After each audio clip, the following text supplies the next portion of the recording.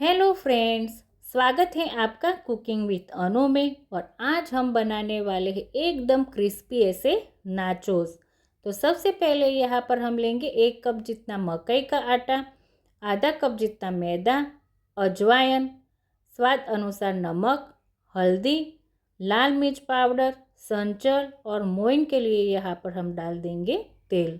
सबसे पहले यहाँ पर हाथों से उसे अच्छे से मसल देंगे।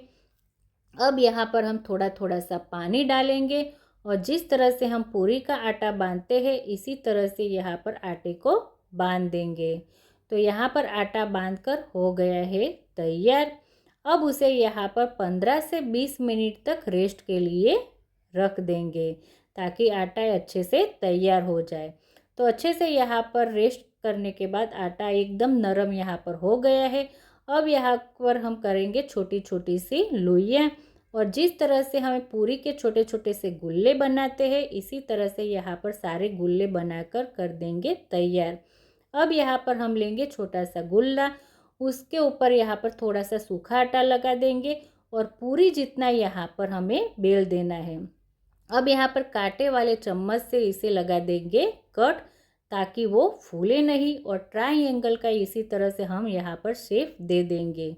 तो इसी तरह से हम सारे नाचोस यहाँ पर कर देंगे तैयार। एकदम बारीक यहाँ पर उसे बेलना है ताकि वो अच्छे से एकदम क्रिस्पी नाचोस बनकर हो जाए तैयार। तो सारे नाचोस यहाँ पर कट हो गए हैं। तेल भी यहाँ पर अच्छे से गर्म हो गया है तो उसमें सारे नाचोस हम डाल देंगे और गैस को यहाँ पर हम कर देंगे धीमा। चम्मच से थोड़ा सा यहाँ पर उसे उलट पुलट कर देंगे ताकि वो टूटे नहीं और अच्छे से थोड़े से क्रिस्पी हो जाएंगे। तब उसे यहाँ पर हम बाहर निकाल देंगे। तो एकदम क्रिस्पी यहाँ पर नाचोस बनकर हो गए हैं तैयार। अब उसका यहाँ पर हम बनाएंगे मसाला।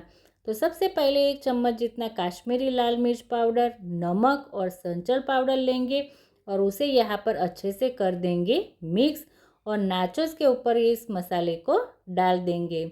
तो यहाँ पर आप अपने हिसाब से मसाला डाल सकते हो, अगर आप चाहो तो आधा आधा करके भी ऊपर मसाला डाल सकते हो और उसे आप 15 से 20 दिनों तक स्टोरेज कर सकते हो। तो इसे आप केचप के साथ, चटनी के साथ या मेयोनीज के साथ आप खा सकते हो। अगर आपको ये रेसिपी पसंद आई हो तो प्लीज़ आप मेरी वीडियो को लाइक कीजिए, शेयर कीजिए, कमेंट्स कीजिए और सब्सक्राइब करना बिल्कुल ना भूलिए। Thank you.